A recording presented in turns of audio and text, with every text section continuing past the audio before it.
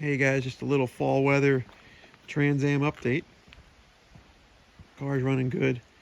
Just touch the key, man. You just touch the key, starts right up. Uh, it's been really good to me.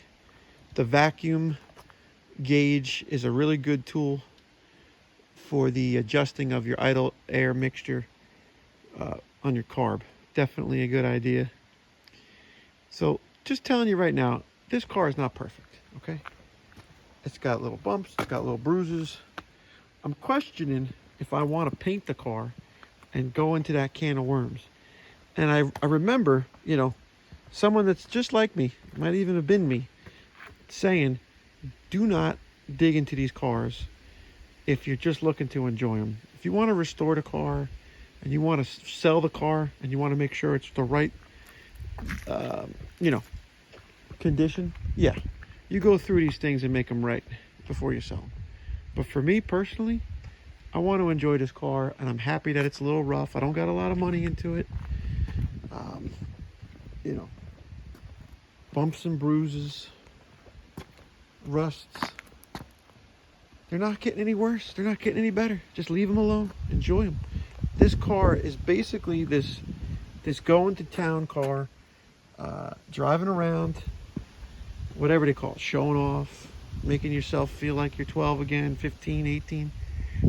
I really am happy that I've kind of got into these new TV shows, Vice Grip Garage, Rust, Roadworthy, uh, Roadworthy Restoration, whatever they call them.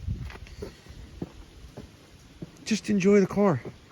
Get it running, get it driving. You could take this car on a 2-hour trip, 4-hour trip, round trip, down to the coast of Maine, back up to the mountains, with the family, music playing. If you're really worried about what people think about it, right? Well, then go buy a $25,000, $30,000 car. This car is a $10,000 car to me. Even if I sold it, I'd probably ask 10 or 11 for it. And that'd be it. And enjoy it. It's got a Chevy engine in it. It's got a pretty different paint job. A lot of guys have black on these cars, or like navy blue I've seen. I like the white with the fall colors. That's why I got it out right now, man. These trees are changing. It's already peak, and this is the color scheme of the fall. That's really what kind of caught my eye. And this car will always be in the garage just because it's fun to look at, man. Man, that thing looks like it's going fast sitting there. It might not be everybody's cup of tea. First gen, second gen, third gen Trans Am, Firebird, whatever. I like it, and I'm going to enjoy it. And I recommend that you guys go out of your way. If you have a little bit of money and you want to get into the hobby, look to some of the cars that aren't the most ideal, muscle car. I mean, this is it. This is a second gen Firebird with all the modern amenities that you could want. It's got radio, it's got disc brakes in the back and the front, it's got seat belts. You go into the older muscle cars, they're different. They don't have a lot of things going for them. Base model, these cars came pretty nice, man. I mean, I like the crank up windows. A lot of people want automatic, whatever, power windows, doesn't matter. This thing will go, and you start digging into it, you start chipping the paint off, you start nitpicking it, and before you know it, the thing's in 12 boxes in 100 different parts of your house, and you're trying to sell it for parts or something because you went in there and you found out all the sins. I put floor pans in this car. Yeah, they're not perfect. You go underneath, you could see where I welded. You could sit down there and Bondo and undercoat the car for days and try to bury it. But all you're pretty much doing is hiding the fact that you did a repair there. You're trying to make it look perfect. The car's not perfect.